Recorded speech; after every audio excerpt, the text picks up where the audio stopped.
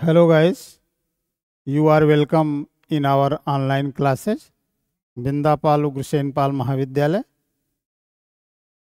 अंग्रेजी विषय के अंतर्गत पिछली कक्षा में हम लोग पार्ट्स ऑफ सब्जेक्ट के बारे में विस्तार से पढ़े थे और आज की इस कक्षा में हम लोग पार्ट्स ऑफ प्रेडिकेट के बारे में विस्तार से पढ़ेंगे।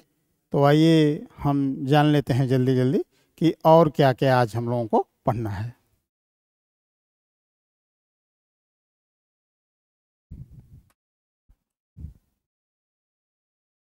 आज हम लोग वर्ब यानी क्रिया के बारे में पढ़ेंगे, फिर ऑब्जेक्ट यानी कर्म के बारे में पढ़ेंगे। ऑब्जेक्ट दो प्रकार के होते हैं, direct object non living things यानी निर्जीव वस्तुओं का जिससे बोध होता है, और इनडायरेक्ट ऑब्जेक्ट लिविंग थिंग्स जिससे सजीव वस्तुओं का बोध होता है। फिर हम लोग कॉम्प्लीमेंट यानी पूरक के बारे में विस्तार से पढ़ेंगे। फिर नाउन और नाउन फ्रेज के बारे में पढ़ेंगे। नाउन में हमेशा एक वर्ड होता है जबकि नाउन फ्रेज में दो या दो से अधिक शब्द होते हैं।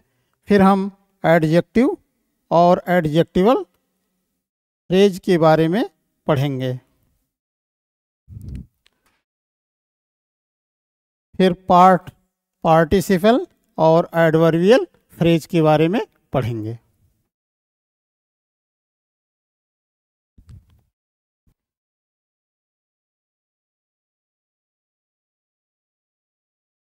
पार्ट्स ऑफ द प्रेडिकेट यानी प्रेडिकेट के भाग। सब्जेक्ट की तरह प्रेडिकेट में भी कई भाग होते हैं और इस भाग में सब्जेक्ट के बारे में कुछ कहा जाता है। इसमें वर्ब महत्वपूर्ण होता है। वर्ब के साथ साथ अन्य शब्दों का भी प्रयोग होता है, अर्थात यह भाग वर्ब प्लस ऑब्जेक्ट या वर्ब प्लस कॉम्प्लीमेंट से मिलकर बना होता है। एग्जाम्पल देखिए, बॉयज रीड लड़के पढ़ते हैं, गर्ल्स सिंग लड़कियां गाती हैं, दे लाफ वे हंसते हैं, चाइल्ड वीप्स बच्चा रोता है। ये जितने भी वाक्य हैं ये सब दो शब्दों के से मिलकर बने हुए हैं और इसमें पहला भाग जो बॉय सब्जेक्ट है, रीड प्रेडिकेट है, इसी तरह से गर्ल्स सब्जेक्ट है, सिंग प्रेडिकेट है, दे सब्जेक्ट है और लाफ प्रेडिकेट है, चाइल्ड सब्जेक्ट है और वीप्स प्रेडिकेट है।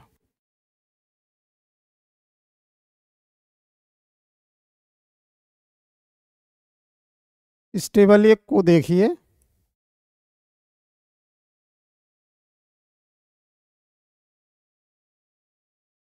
ये सब्जेक्ट है और ये प्रेडिकेट है।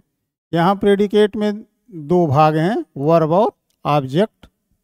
माई सिस्टर कुक्स फूड, मेरी बहन खाना बनाती है। Mohan writes a letter, Mohan पत्र लिखता है। Geeta bought a book, Geeta ने एक पुस्तक खरीदा। Mother told a good story, माँ ने एक अच्छी कहानी बताई। इन सभी वाक्यों में केवल एक ऑब्जेक्ट है।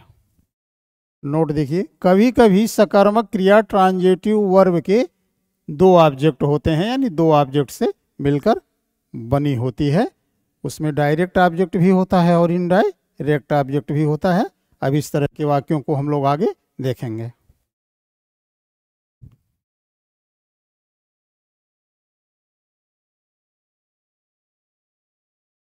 डायरेक्ट ऑब्जेक्ट, इससे निर्जीव वस्तु का बोध होता है यानी कि नॉन लिविंग थिंग का।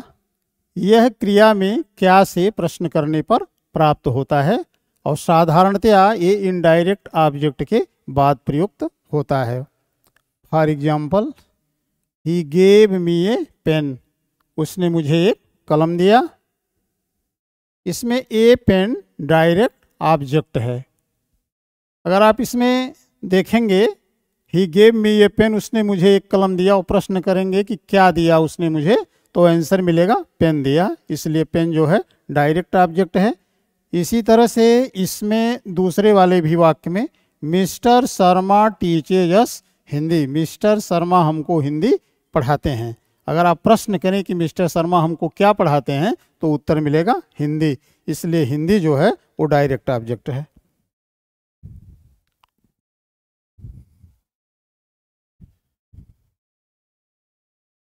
या फिर इनडायरेक्ट ऑब्जेक्ट, इनडायरेक्ट ऑब्जेक्ट से लिविंग थिंग का बोध होता है। यह क्रिया में किसको या किसे से प्रश्न करने पर प्राप्त होता है। टेबल 2 को देखिए, सब्जेक्ट प्रेडिकेट, इस प्रेडिकेट वाले भाग में वर्ब है, फिर इनडायरेक्ट ऑब्जेक्ट है और डायरेक्ट ऑब्जेक्ट है, यानी कि इस वाक्य में दोनों ऑब्जेक्ट का प्रयोग हुआ है। Mohan gave me a pen, Mohan ने मुझे एक कलम दिया। अब ये मी जो है इनडायरेक्ट ऑब्जेक्ट है, ये पेन डायरेक्ट ऑब्जेक्ट है। My father bot me A watch, मेरे पिता ने मुझे एक घड़ी खरीदी। बॉट वर्ब है, मी इनडायरेक्ट ऑब्जेक्ट है और ए वॉच डायरेक्ट ऑब्जेक्ट है, क्योंकि ये डायरेक्ट ऑब्जेक्ट से ये नॉन लिविंग थिंग है, उसका बोध होता है। और इनडायरेक्ट ऑब्जेक्ट से लिविंग थिंग जो मी है, इसका बोध होता है।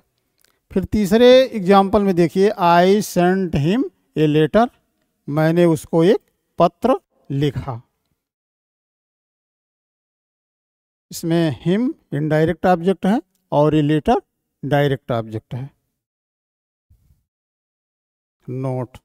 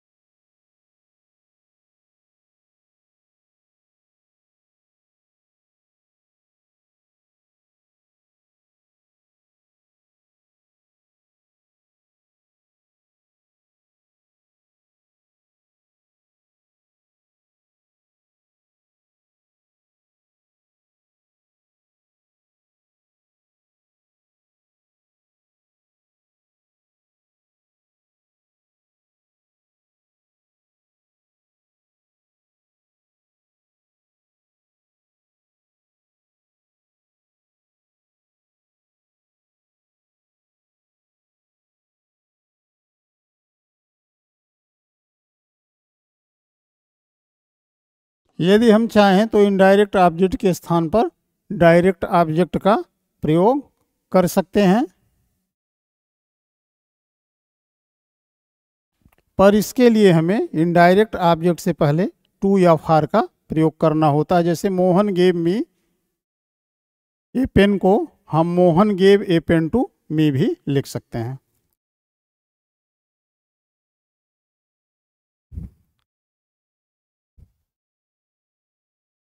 कुछ वाक्यों के प्रेडिकेट वाले भाग वर्ब प्लस जीरेंड और इन्फिनिटिव से मिलकर बनते हैं, जो ऑब्जेक्ट का कार्य करते हैं। जैसे एग्जाम्पल देखिए, मोहन लाइक्स प्लेइंग, मोहन खेलना पसंद करता है।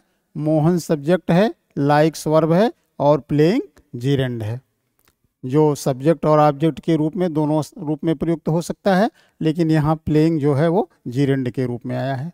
माई ब्रदर लर्न्स स्विमिंग, मेरा भाई तैरना सीखता है। स्विमिंग जीरेंड है, जो सब्जेक्ट और ऑब्जेक्ट दोनों के रूप में प्रयुक्त हो सकता है, बट यहाँ जीरेंड के रूप में आया है। दे वांट टू स्विम, वे तैरना चाहते हैं। टू स्विम इन्फिनिटिव के रूप में प्रयुक्त हुआ है। चिल्ड्रेन लाइक टू प्ले, बच्चे खेलना पसंद करते हैं। टू प्ले इन्फिनिटिव के रूप में आया है। आई वांट टू वर्क, मैं काम करना चाहता हूँ। टू वर्क इन्फिनिटिव के रूप में आया है।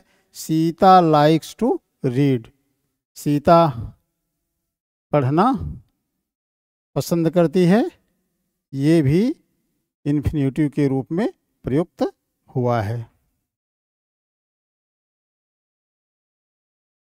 तो हम लोग यहाँ प्रेडिकेट के पार्ट के बारे में विस्तार से और आगे पढ़ेंगे। कुछ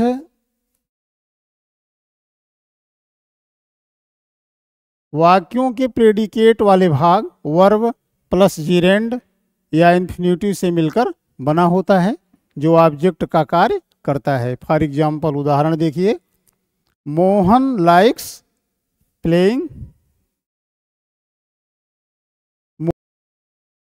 कुछ वाक्यों के प्रेडिकेट वाले भाग में वर्ब के साथ ऑब्जेक्ट और कॉम्प्लीमेंट होते हैं।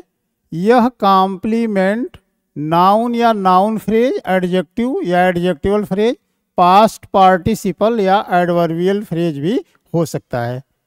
एग्जाम्पल देखिए, for example subject predicate, they elected Mohan manager. वे मोहन को प्रबंधक नियुक्त किए। ये मैनेजर नाउन है, इसलिए इसको हम नाउन कॉम्प्लीमेंट बोलते हैं। The boys choose Shyam cricket captain. लड़कों ने श्याम को क्रिकेट कप्तान चुना। ये क्रिकेट कैप्टन ये दोनों नाउन हैं, इसलिए नाउन फ्रेज कॉम्प्लीमेंट है। ही थॉट इट डिफिकल्ट। वह इसको कठिन समझा। डिफिकल्ट एडजेक्टिव है, इसलिए इसको एडजेक्टिवल कॉम्प्लीमेंट बोलते हैं। The teacher thinks Mohan very intelligent. अध्यापक मोहन को बहुत इंटेलिजेंट यानी तीव्र बुद्धि वाला समझते हैं। ये एडजेक्टिवल फ्रेज है। His reply made me displeased. उसका उत्तर मुझे अप्रसन्न कर दिया। ये वर्ब के थर्ड फॉर्म है, इसलिए पार्ट पार्टिसिपल है, इसको पार्ट पार्टिसिपल कॉम्प्लीमेंट बोलते हैं। That's all. Thanks to all.